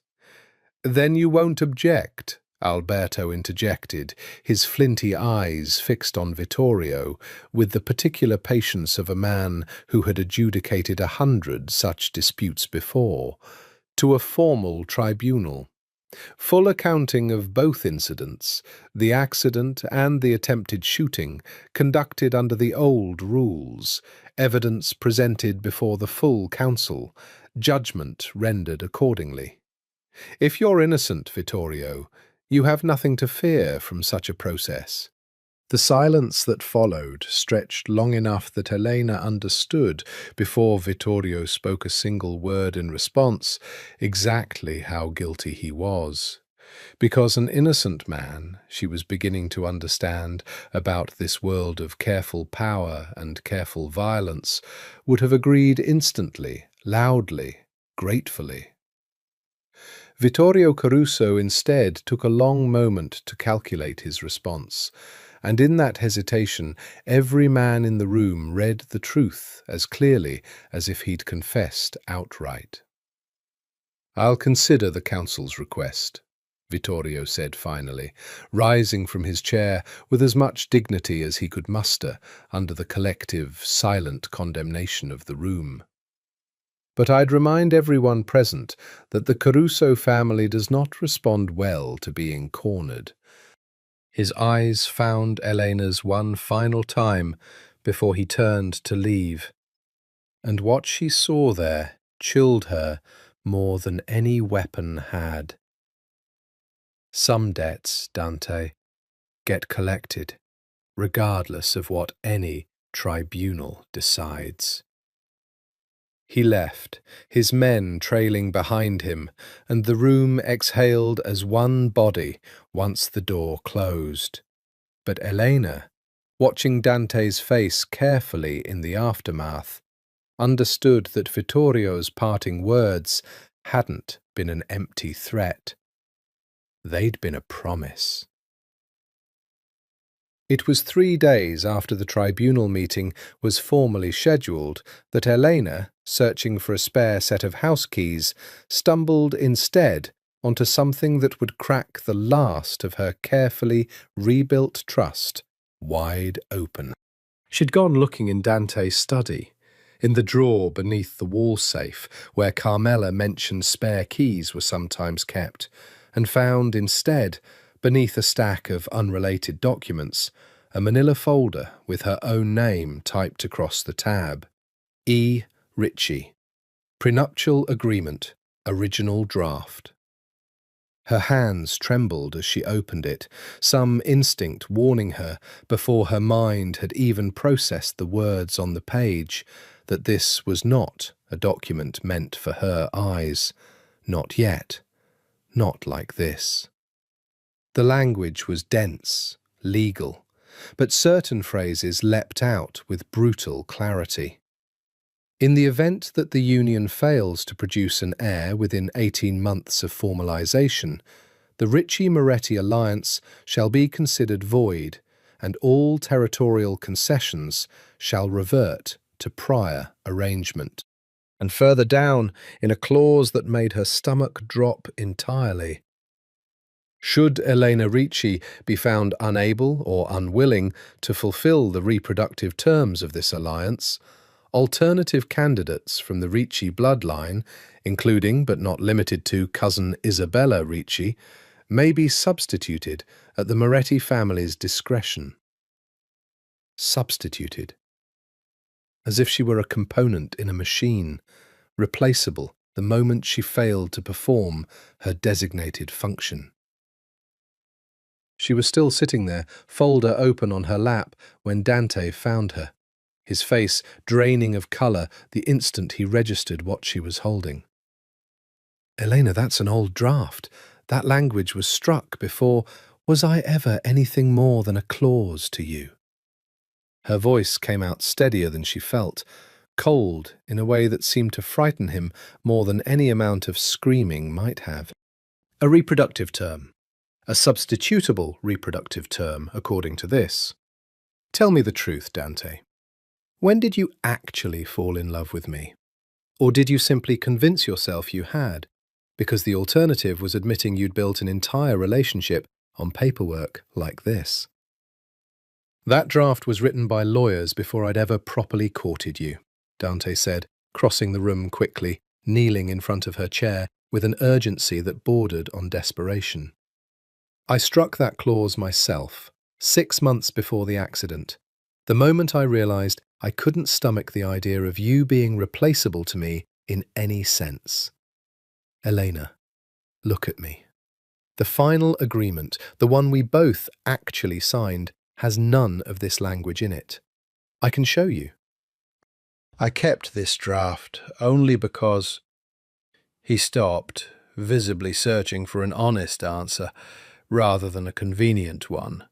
I kept it because it reminds me what I almost let this alliance turn you into, in my own mind, before I actually got to know you. It's a monument to my own failure, not a hidden clause I'm still operating under. Why didn't you tell me it existed? Elena's voice cracked, despite her efforts to keep it level. Why did I have to find this by accident instead of you simply telling me from the very beginning exactly how transactional this arrangement once was? Because I was ashamed, Dante said, and the admission seemed to cost him something visceral, his voice roughening with an honesty she'd rarely heard from him, even in their most unguarded moments. Because every time I tried to imagine explaining it, I heard exactly how it would sound. A man admitting he once viewed the woman he loves as an interchangeable clause in a business contract. And I couldn't bear watching that truth land on your face. So I told myself I was protecting you by staying silent, when really, I think I was protecting myself from having to watch you look at me the way you're looking at me right now. Elena studied him, kneeling before her, stripped of every carefully maintained defense, offering her the rawest possible version of his own failure, rather than another comfortable lie, and felt something complicated move through her chest. Fury, still, at the coldness of that discarded clause, at a world that had once considered her body a negotiable term rather than a person. But also, unmistakably, something like recognition of a man genuinely wrestling with the worst version of himself in real time, refusing, this time, to hide from it. I need to actually see the final agreement, she said finally. Tonight, every clause, no more discovering pieces of my own life by accident in a desk drawer. Anything, Dante said immediately. Everything. I should have shown you from the start. He retrieved the document within minutes, and true to his word, the language was entirely different. No substitution clause, no reproductive deadline, simply a straightforward union of two families with Elena named, repeatedly, not as a term of exchange, but as an equal party whose consent had been sought at every stage of the final drafting. It didn't erase the wound of what she'd found, but it began, slowly, the difficult work of showing her that the man kneeling in front of her had, at some point in the story neither of them fully remembered together, chosen to become someone worth trusting, even if the path there had been paved with exactly the kind of cold calculation she'd just uncovered evidence of. She left the next morning, not far, only to Marissa's apartment across town, the friend who'd finally returned from her travels and arrived at the penthouse 2 days earlier, warm and familiar, in a way that jarred loose small, hazy fragments of memory Elena hadn't yet been able to place into any coherent order. But the distance mattered less than the act itself. For the first time since waking in that hospital bed, Elena needed space that didn't belong, in any sense, to Dante Moretti. You don't have to explain yourself to me, Marissa said, setting down 2 cups of tea in her small, sunlit kitchen, watching Elena with the particular patience of an old friend who understood grief didn't always need narration. "But if you want to talk, I'm here. I've known you for 8 years, Elena. I knew you before Dante Moretti existed in your life at all." "Tell me about me," Elena said quietly. "Not the version he's constructed for me these past weeks. I believe most of it now, honestly. I think he's told me the truth as best he understands it himself. But tell me who I was, the version that doesn't run through him at all." Marissa smiled, something wistful and fond crossing her face. "You were fierce," she said. "Stubborn as hell. You turned down 2 other firms because you wanted creative control over your projects, even when the money was better elsewhere. You used to say buildings should tell the truth about what they were for. No false fronts, no decoration hiding structural lies. It used to drive your professors crazy in school. They wanted ornament. You wanted honesty." She paused. "You were terrified of the alliance at first. I remember you calling me the night your father told you about it, absolutely furious that he'd try to trade you like property." "What changed?" Elena asked, leaning forward. "What made me actually fall for him?" "Dante did," Marissa said simply. "You told me, maybe 2 months into it, that you'd expected a cold, calculating monster and found instead a man who listened to you talk about facades for an hour without once looking bored, who remembered every small preference you mentioned and quietly made sure they appeared in your life without ever announcing the gesture. You said," Marissa's voice softened, "you said falling for him felt like discovering an entire hidden flaw in a building you thought you already knew completely." Something in Elena's chest ached at the description, not because it contradicted what she'd learned of Dante over these past strange weeks, but because it confirmed it so precisely, offering proof from a source entirely independent of him that the man she'd been slowly, cautiously falling for now was, in fact, exactly the same man the pre-accident Elena had chosen with clear eyes and full memory. "He hid things from me," Elena said, "even after the accident, even when he'd promised to protect me with honesty instead of comfortable lies." "He's a man who was raised to believe control equals safety," Marissa said gently. "That doesn't excuse it, Elena, and only you get to decide how much of that pattern you're willing to keep forgiving. But for what it's worth, the version of you I knew before the accident chose to fight for this relationship, chose to push him toward honesty again and again, and told me more than once that the effort was worth it because underneath all his careful control, you'd never once doubted that his love for you was real." Elena's phone buzzed against the table, a text from Dante, restrained and careful in a way that told her he was giving her exactly the space she'd asked for, no matter how much it must have been costing him, given the still unresolved threat from Vittorio. "No pressure. Just wanted you to know Marco is positioned outside Marissa's building for your safety, at a distance, out of sight. Stay as long as you need. I love you, and I'll be here when you're ready to come home, whenever that is." She read it twice, feeling something in her chest settle rather than tighten. The message of a man learning, in real time, the difference between controlling her and protecting her, between demanding her return and simply trusting she would choose it herself when she was ready. "I think I'm going to go back tonight," Elena said quietly. "Because you have to?" Marissa asked. "Or because you want to?" Elena considered the question seriously, turning it over against everything she'd learned in the past hour. The woman she'd been, the man she'd chosen, the frightening, unresolved danger still circling both their lives. "Because I want to," she said finally, and found to her own quiet relief that it was entirely true. "I'm still angry. I still have questions he needs to keep answering, for as long as it takes. But I don't want to build my life around running from him, Marissa. I want to build it standing beside him, eyes open this time, choosing it freely instead of just remembering having chosen it once before."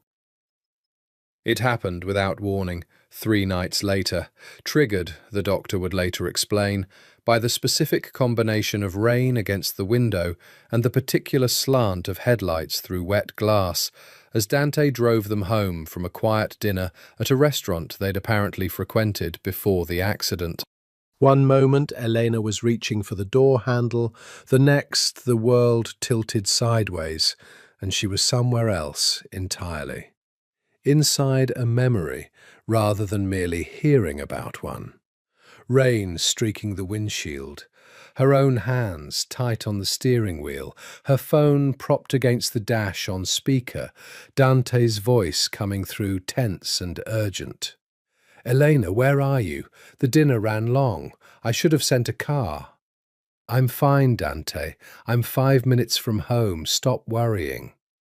A laugh in her own voice, warm, unafraid. Headlights in the rearview mirror, too close, too fast. "Someone's behind me. They're not—" The impact. Metal screaming. The phone flying from the dash. Dante's voice, tinny and distant, shouting her name over and over into a car that could no longer hear him. Elena gasped back into her body, into the present, finding herself in Dante's arms, half out of the car, his face inches from hers, white with panic. "Elena, Elena, can you hear me? Talk to me." "I remember," she gasped, her whole body shaking. "I remember the accident. I remember. Dante, I was on the phone with you. You knew something was wrong before it even happened. You heard it happen." His face crumpled, briefly, entirely, before he mastered it back into something steadier for her sake. "I heard everything," he said, voice raw. "The impact, your scream." Then silence for the longest 4 minutes of my entire life, until I got someone on the phone to confirm paramedics had reached you. He pressed his forehead to hers, breathing unsteadily. I've relived that silence every night since. I thought, for those 4 minutes, I genuinely believed I'd lost you. More fragments followed over the coming days, arriving in no particular order. The proposal itself finally recovered in full. Not the sterile business arrangement she'd feared, but Dante on one knee in this very penthouse, hands actually trembling, voice cracking as he confessed he'd never expected to want anything as badly as he wanted a future with her, alliance or not. A memory of laughing with him in this kitchen, flour on both their hands, a disastrous attempt at making her grandmother's recipe from a memory of a recipe she'd never actually learned properly. A memory of the exact moment she'd learned she was pregnant. His face, transformed entirely by joy, so unguarded it had startled her. A man who apparently kept his emotions locked so carefully that even genuine happiness seemed to surprise his own features when it broke through. And then, finally, the memory that mattered most. The negotiation dinner itself, the night of the accident, recovered in its entirety. Vittorio Caruso, across an elegant table, all false warmth. "A toast," he'd said, raising his glass, "to the newest guarantee of peace between our families." His eyes had lingered on her stomach, already faintly visible beneath her dress, with an expression she'd dismissed at the time as simple courtesy, but now recognized with the clarity of hindsight as something calculating and cold. And later, as she'd left, Vittorio's own son, Matteo, catching her arm at the door, murmuring low enough that only she could hear, "You should be careful on these roads at night, Elena. Rain makes everything so unpredictable." A warning delivered with a smile that she'd dismissed in the moment as awkward small talk, and now understood, retroactively, as a promise. "Matteo," Elena said aloud, the memory settling into place with sickening clarity. "Dante. It was Matteo who warned me right before I left. He told me to be careful on the roads. He knew." Dante went very still, his grey eyes sharpening into something lethal. "Say that again. Exactly what he said." Elena repeated it, watching Dante's face transform as the pieces of a puzzle he'd been assembling for weeks finally clicked into their final, damning position. "That's not circumstantial anymore," he said quietly, already reaching for his phone. "That's a direct admission of foreknowledge from Vittorio's own son, delivered to your face before the crash occurred." "Elena." He looked up at her, something fierce and grateful and furious all at once burning behind his eyes.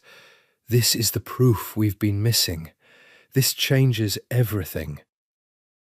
The formal tribunal convened 4 nights later, in the same reinforced room at Onyx, with every family head from the previous meeting present once again.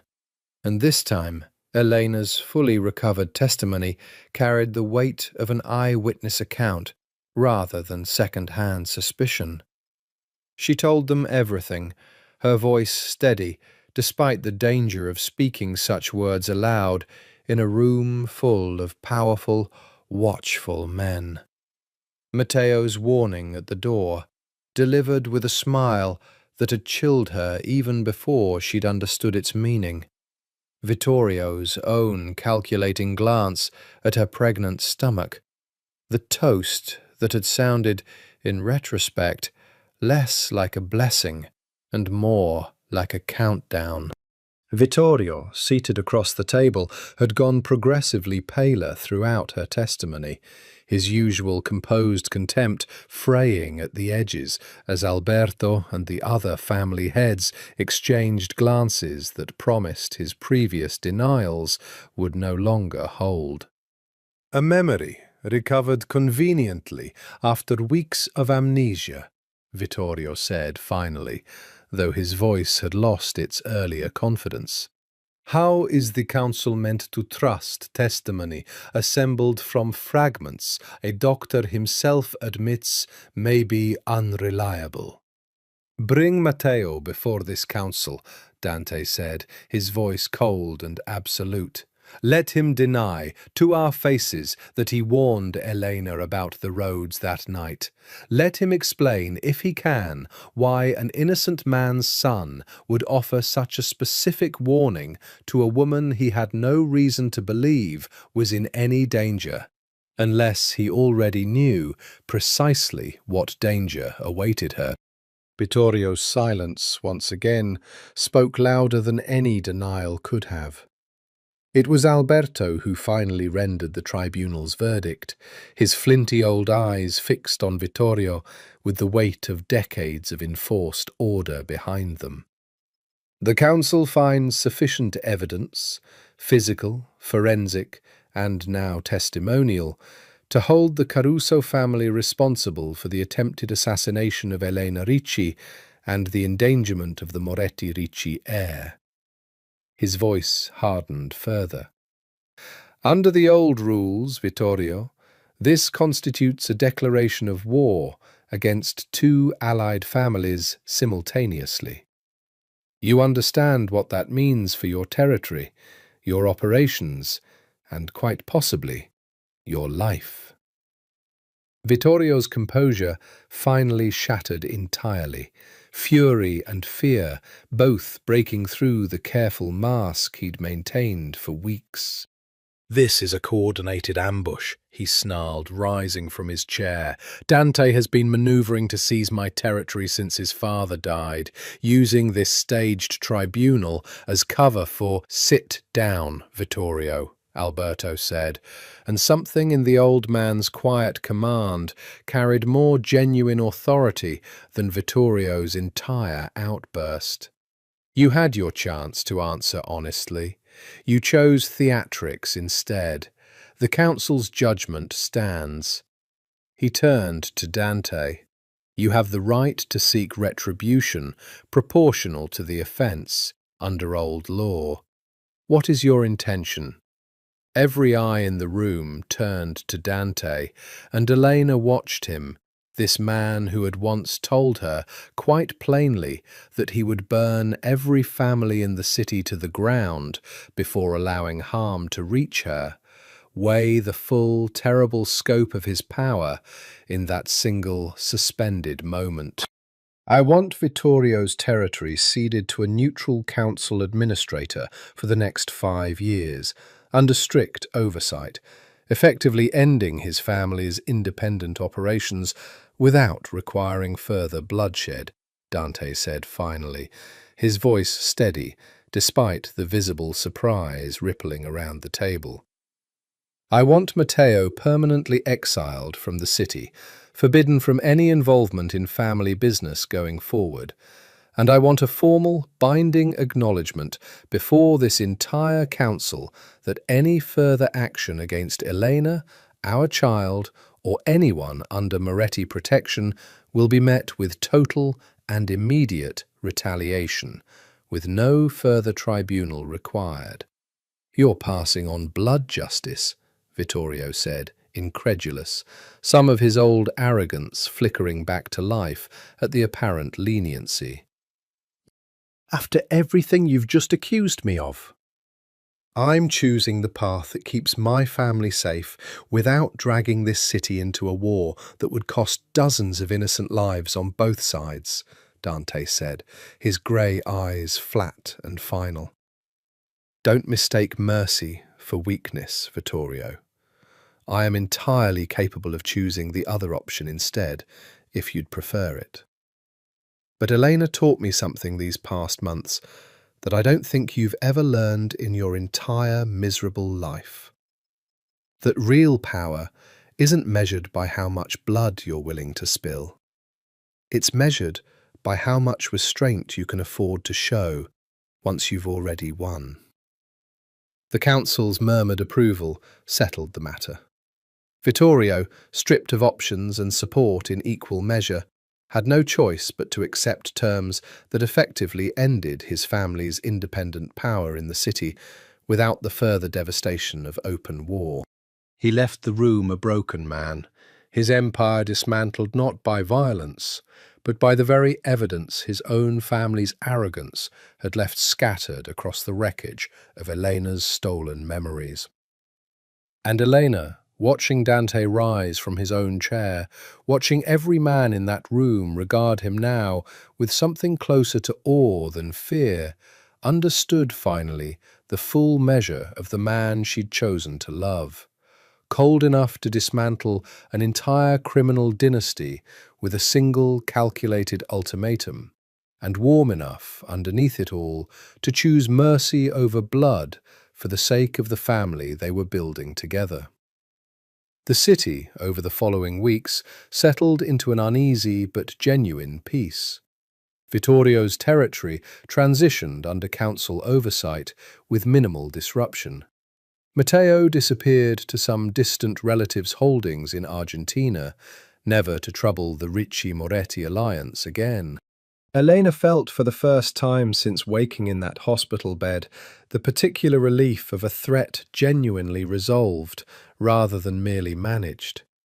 But peace, she was learning, didn't erase the work of actually rebuilding a relationship on honesty rather than convenient omission. And it was in the quiet aftermath of the tribunal, once the immediate danger had receded, that Elena and Dante finally had the space to address everything that still stood unresolved between them.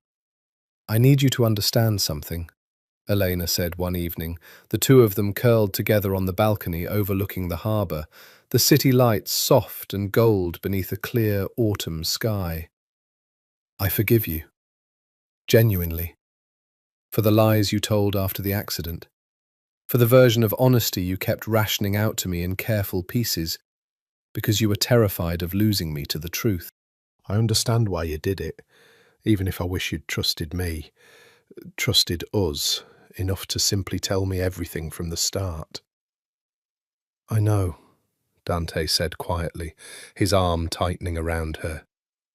"I've thought about it endlessly these past weeks. I told myself I was protecting you, but really, I think I was protecting my own fear of watching you choose to leave once you understood the full weight of what loving me actually costs. That wasn't fair to you. You deserved a partner willing to risk losing you to honesty, rather than one determined to keep you through careful management of the truth." "I need you to promise me something," Elena said, turning to face him fully. "Not just about the past, about everything going forward. Our child is going to grow up in a world where you sometimes have to make impossible choices. I understand that now, better than I ever could have before all this. But I need to be your partner in those choices, Dante, not someone you protect by keeping in the dark. Can you promise me that?" Dante was quiet for a long moment, and Elena watched him weigh the promise with the same gravity he'd have given any binding contract with a rival family, because, she understood now, that was precisely what this was. The most important negotiation of his entire life, conducted not for territory or power, but for the kind of marriage he actually wanted to build. "I promise," he said finally, and something in the simple weight of the words carried more conviction than any grand declaration might have. "Full partnership, Elena. Every decision, every danger, every truth, no matter how much it costs me to say aloud. You've more than earned that, choosing to stay and fight for this even after everything I hid from you." "Good," Elena said, some of the tension in her chest finally genuinely releasing. "Then let's talk about the wedding." Something shifted in Dante's face, surprise, then a slow, unguarded joy that few people besides Elena had ever been permitted to witness. "You still want to marry me, even now with full memory of everything, choosing it with entirely clear eyes." "I chose you once before the accident, apparently with my whole heart," Elena said, smiling despite the ache still present beneath the joy, the ache of everything they'd both survived to reach this moment. "And I've chosen you again since waking up as essentially a stranger to my own life, learning to love you from nothing but instinct and evidence rather than memory. I think that makes the choice more real, not less, Dante. I'm not marrying you because of a contract my father arranged, or because of memories I'm only now piecing back together. I'm marrying you because I've now fallen in love with you twice, from two completely different starting points, and arrived at exactly the same answer both times." Dante's hand found her face, cradling it with a tenderness that had become, over these past months, entirely familiar, and yet somehow still capable of stealing her breath. "Then let's give this council-approved, alliance-mandated, entirely real marriage the wedding it actually deserves," he murmured against her lips, before kissing her, slow and certain, the city's lights scattered around them, like witnesses to a promise finally, fully, freely made. Below them, the child, growing steadily beneath Elena's heart, shifted. The first flutter of movement she'd felt strongly enough to notice, and she gasped softly, guiding Dante's hand to the spot, with a wonder that momentarily eclipsed even the weight of everything else they'd survived to reach this quiet, ordinary, extraordinary moment. "Did you feel that?" she whispered. Dante's face, in the golden light, dissolved into something entirely unguarded, wonder and terror, and a joy so raw it looked almost like grief. "I felt it," he said, voice rough. "God, Elena, I felt it." The piece, however, wasn't destined to remain entirely uncomplicated, because 3 weeks before the wedding, a woman Elena had never met arrived at the penthouse unannounced, and the mention of her name in the prenuptial draft came rushing back with sudden, uncomfortable relevance. "I'm Isabella Ricci," the woman said, standing in the foyer with the particular confidence of someone accustomed to being taken seriously. She was younger than Elena, dark-haired, sharp-eyed, a cousin, Elena would learn, from a branch of the Ricci family that had remained distant from her own upbringing, the very woman named in the original, discarded contract as a potential substitute bride. "I heard about everything that happened. The accident, the amnesia, Vittorio's tribunal. I thought it was time we finally met properly." Dante's posture beside Elena had gone immediately guarded. "Isabella, this is unexpected." "Most useful things are," Isabella said, smiling in a way that didn't quite reach her eyes. "I'm not here to cause trouble, Dante, despite whatever suspicion I can see forming behind your very expressive stillness. I'm here because my branch of the family believes it's time to formally introduce myself to the woman who's about to become my cousin's most powerful in-law."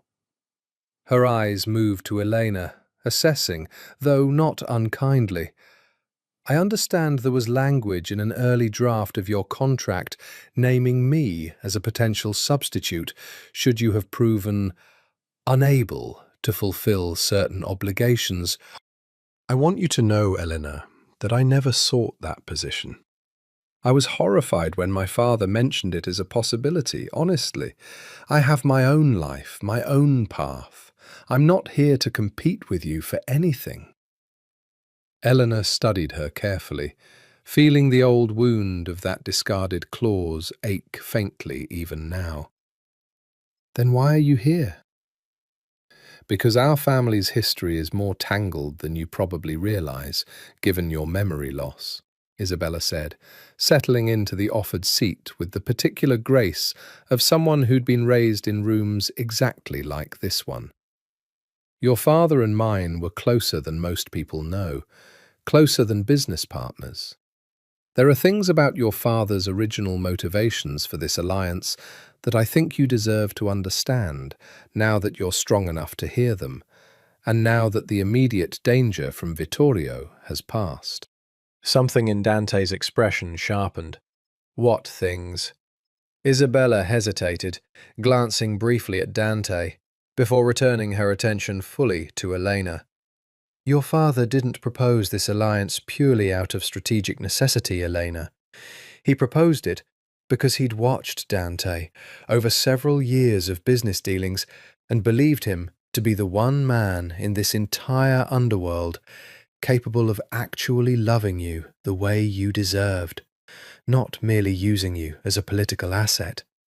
He told my father, in confidence before he passed, that he'd engineered the introduction specifically hoping the two of you would fall for each other, and used the alliance's practical necessity as cover for what was, in his heart, simply a father trying to find his daughter a genuinely good match in a world with very few of them available." Elena felt something in her chest crack open unexpectedly, a fresh grief for the father she still couldn't fully remember, layered now with a strange, unexpected tenderness at learning he'd engineered her entire fate not out of cold calculation alone, but out of love, disguised as strategy. Why didn't he ever tell me that himself? Elena asked, her voice unsteady. Because men like our fathers rarely learn to say the tender thing directly, Isabella said gently. They hide it inside contracts and alliances instead, because that's the only language of care they ever learned to speak fluently. She reached across, briefly squeezing Elena's hand. I wanted you to know, before your wedding, that whatever cold machinery brought the two of you together, there was real love buried underneath it from the very beginning. Your father's love for you, disguised as strategy. I think that matters, given everything you've had to reconstruct about your own life from scratch these past months. Later that night, once Isabella had departed and the penthouse had settled back into its familiar quiet, Elena found Dante on the balcony, staring out at the harbour with an expression she couldn't quite read. Are you all right? She asked, joining him at the railing. I keep thinking about your father, Dante admitted quietly. I always assumed he arranged this purely for strategic advantage. Learning he did it hoping we'd actually fall in love. He shook his head slowly. It changes how I understand everything that came before. Makes me wish I'd had the chance to properly thank him before he died, for seeing something in me that I wasn't always sure existed myself. Elena leaned into his side, feeling the steady warmth of him against the cool night air. I think, she said softly, he'd be glad to know it worked. Whatever cold machinery started it, Dante, we built something real underneath it. I think that's the only inheritance that would have actually mattered to him. The wedding took place on a clear October afternoon at the Moretti family's ancestral vineyard estate outside the city. The same estate, Elena had since learned, where the photograph of Dante and his father had been taken years before her own life had ever intersected with the Moretti name. The ceremony itself was smaller than the world of power and consequence surrounding it might have suggested. Close friends, immediate family, Marissa standing as maid of honor, with tears openly streaming down her face throughout the entire proceeding. Alberto and several other family heads present as witnesses to a union that had, in the end, secured a genuine peace far more durable than any contract's language could have guaranteed alone.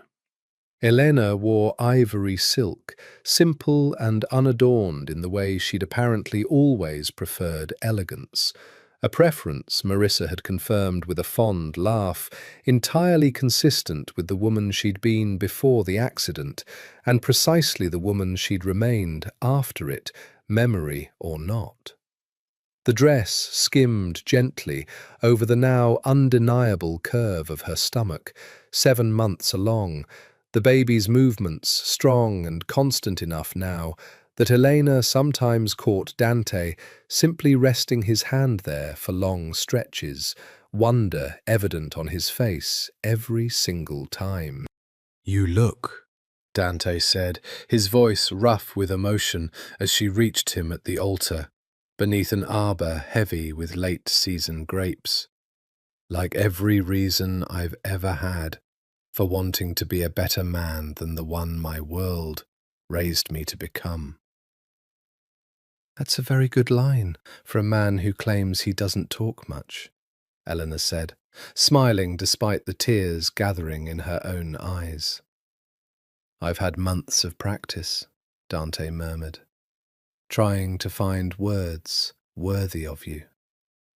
The officiant, an old family friend rather than a formal priest, given the particular nature of the guests assembled, guided them through vows that Eleanor had helped write herself, deliberately avoiding the traditional language of ownership and obligation in favour of something that felt, to her, more honestly earned.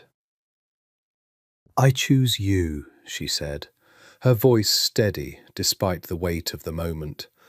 Not because a contract arranged it, not because memory compelled it, but because I've now fallen in love with the same man twice, from two entirely different beginnings, and found him worth choosing both times.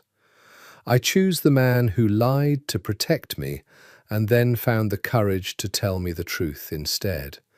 I choose the man who dismantled an empire's worth of danger with cold precision and then came home to read half-remembered lullabies to our unborn child. I choose all of you, Dante Moretti, the darkness and the tenderness both, because I've learned they were never actually separate things at all.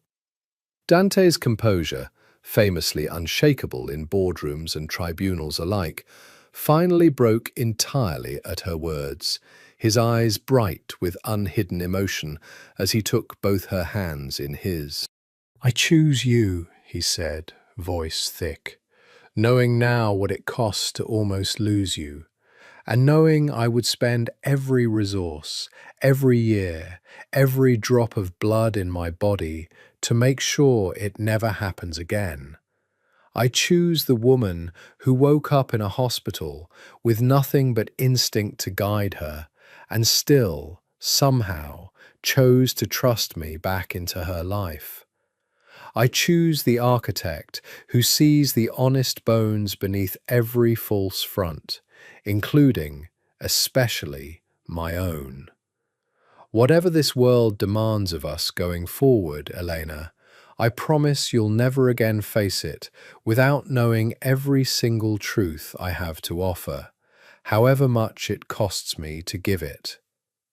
When they kissed, sealed as husband and wife, before the assembled witnesses of two once warring worlds, now bound together in genuine peace, Elena felt something settle in her chest that no fragment of returning memory, no reconstructed evidence, no tribunal's judgment could have given her.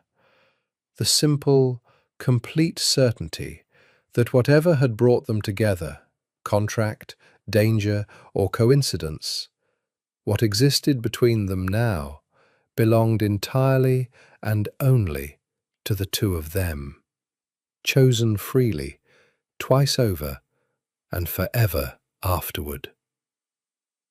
The reception that followed stretched long into the golden evening, the vineyard glowing under strings of warm light, and at one point, watching Dante laugh, genuinely laugh, an unguarded sound she'd rarely heard from him, even in their most private moments, at some story Marco was telling about his early, terrified days managing security for a man with Dante's exacting standards, Elena felt the last lingering shadow of doubt finally, fully dissolve.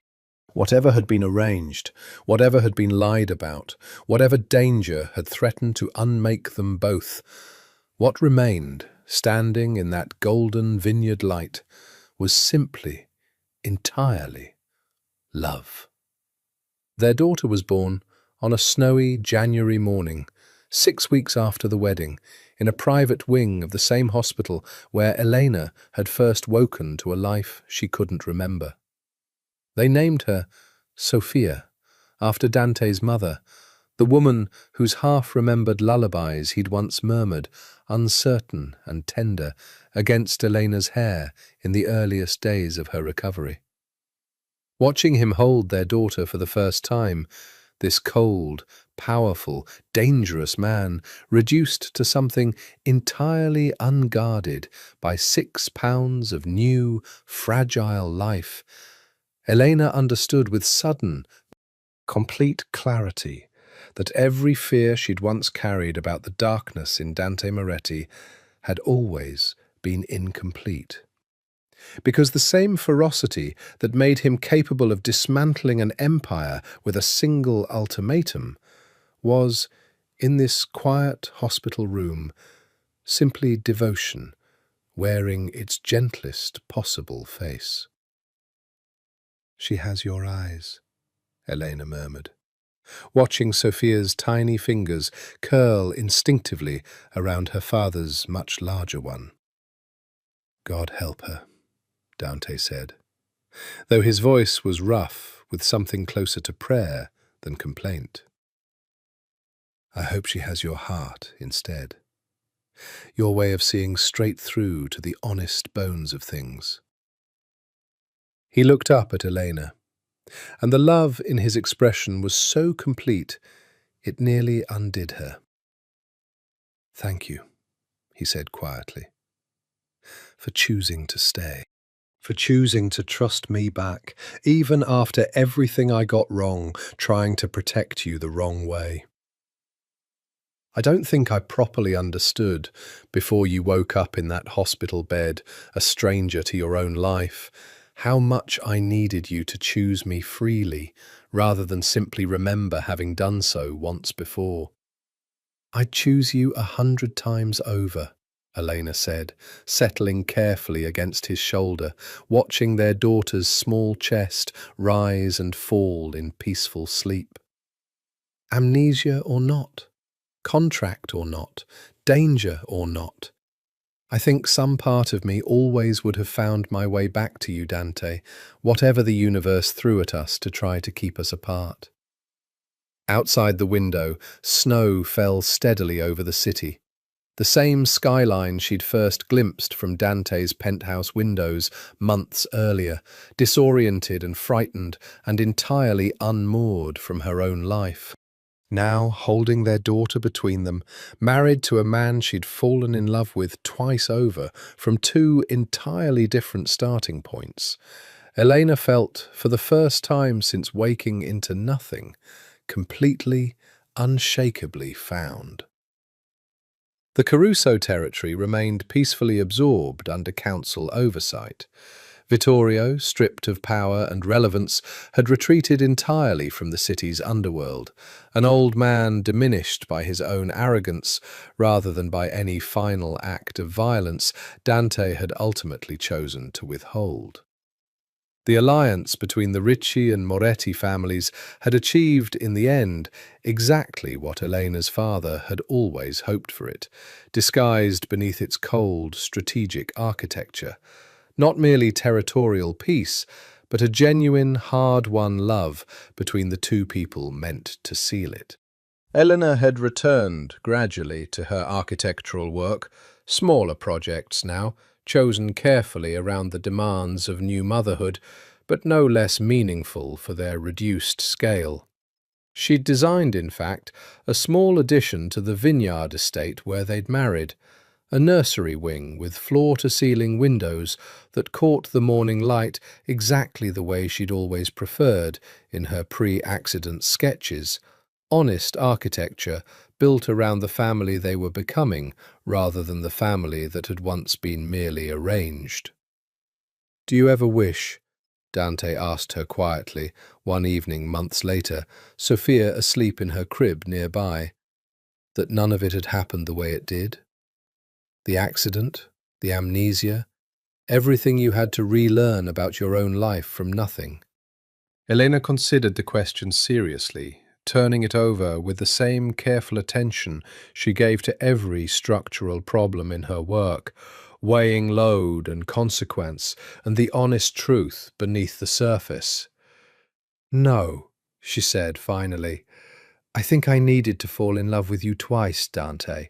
Once with full memory and full context, and once with nothing but instinct and evidence to guide me. I think it's the only way I could have ever been completely certain that what exists between us isn't habit or contract or memory alone. It's simply, entirely, who we actually are to each other, chosen freely both times." She reached for his hand, threading her fingers through his, feeling the familiar weight of the ring on her own finger that had, against every rational expectation, fit her perfectly from the very first moment she'd slipped it on as a stranger to her own life. "Whatever cold machinery first brought us together, Dante, I think we built something real enough underneath it to survive losing every memory of how it started and finding our way back to each other anyway. Outside, the city lights spread beneath them like scattered stars fallen gently to earth, the same view that had once disoriented a woman waking into a life she couldn't remember, now simply, quietly, entirely home.